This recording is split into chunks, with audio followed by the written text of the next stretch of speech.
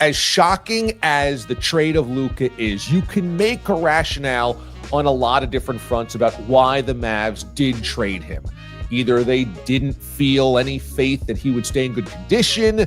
Maybe they lacked any trust in his defensive priorities. Perhaps they felt as though the Supermax was coming up and they wanted to get ahead of that and not pay him for that because they didn't trust him down the road. Or even they worried that he didn't want to be there and they were going to be held at gunpoint at some point in time.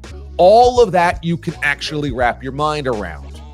However, what you cannot explain is why the Mavericks did this under cover of night and secrecy with only one potential bidder. Well, I've got a theory on that. And let's talk about some insider trading. Before we get there, a little reminder to subscribe to the channel. Click on this button below me, okay? That way you get notifications when we go live on Watch DA Live right here on this YouTube channel, and when we do DA deep dives like this one upon massive news.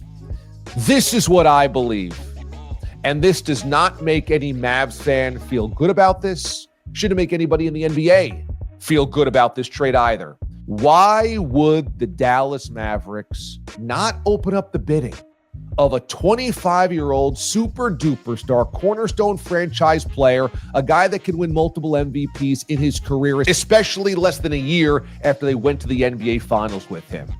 And the reason is insider trading of the sneaker industry type, because the general manager that decided to pull the trigger on this trade is Nico Harrison. And guess what Nico Harrison was before he got to Dallas as the GM? He was a sneaker executive. Where? At Nike. And who is Nike's biggest client right now? LeBron James. All right, let's think about this in terms of, say, selling your house. You say, it's not for us anymore. We want to get out of here. We want to move on, etc. And instead of opening it up to the market, you just sell it to your cousin. You don't even see what the value could be on the open market. That would seem kind of short-sighted, right?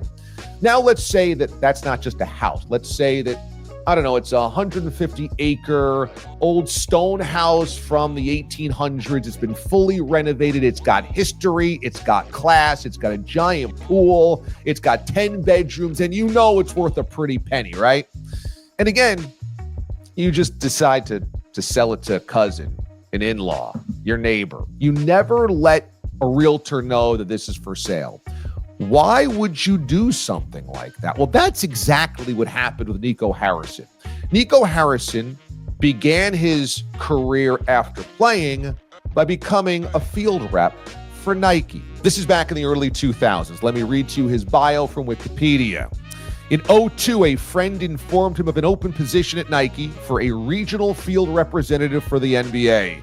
Harrison applied and moved to Dallas, Texas. As part of the role, Harrison represented players such as Tim Duncan, Jermaine O'Neal, and Dirk Nowitzki and Michael Finley, two Mavs players. Now, Harrison rose up through the company and ultimately became an executive overseeing a massive branch of Nike, and specifically basketball operations. One of the reasons why Nico Harrison was hired to be the GM of the Mavericks was because of his basketball relationships. Now, look, having a guy run your basketball operations these days because he's friendly with the players, that's nothing new. That is something that I think, as the plate tectonics have shifted around the NBA, owners have realized these are the real power brokers. These are the real decision makers. And so getting them on board, player acquisition, player relationships is vital to succeed in today's NBA. Okay. But guess who one of Nico Harrison's most significant clients was while he was at Nike? LeBron James. Harrison was promoted to a national marketing role with Nike, where in 2003, he began working with some of the most prominent basketball stars in the world, including Michael Jordan, Kobe Bryant, Jason Kidd, the Mavs head coach, and LeBron James. So when Nico Harrison is hired by the Dallas Mavericks to become their general manager, they immediately hire Jason Kidd as their head coach, a former Nico Harrison client. Shortly thereafter, Michael Finley gets promoted to right-hand man of the GM, a former Nike client for Nico Harrison. And the only team, the only front office, the only general manager that knew, seemingly, that Luka Doncic was for sale was LeBron James's team. It's hard to believe there's not a connection between Nico Harrison shoveling Luka Doncic towards perhaps the most valuable Nike client in the history of basketball sneakers outside of Michael Jordan. LeBron notably has loved Luka and wanted to play with Luka for a long time. Luka himself has said he grew up idolizing LeBron. So doing a favor for LeBron James in the mix here doesn't seem so crazy, does it? If I'm going to trade Luka's next 8 years, then I want a boatload of draft picks.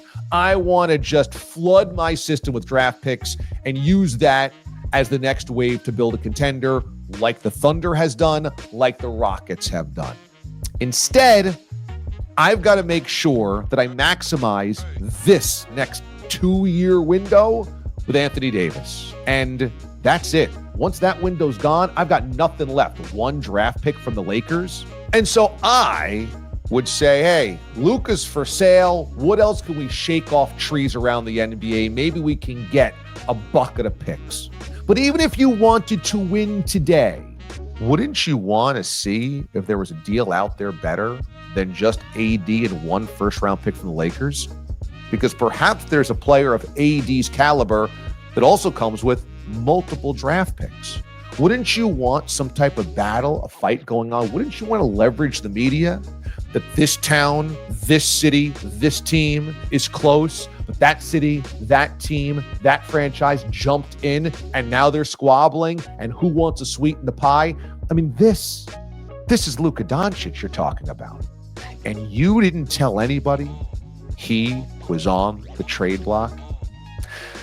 For the Lakers, it's a slam dunk because not only do you pair LeBron right now with an extraordinary talented scorer whenever he does get back from injury, and now you've delivered the next face of the franchise after LeBron retires.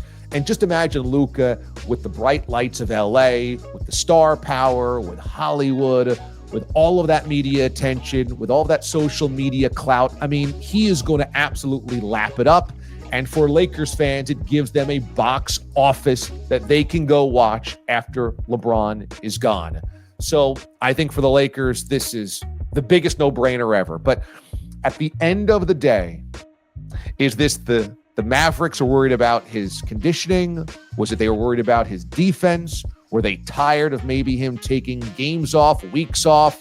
Maybe they were tired of his lack of commitment, lack of focus, lack of discipline. All of that is possible. Maybe they were worried about giving him the Supermax. Maybe they were worried that he was going to leave before they could get the Supermax done.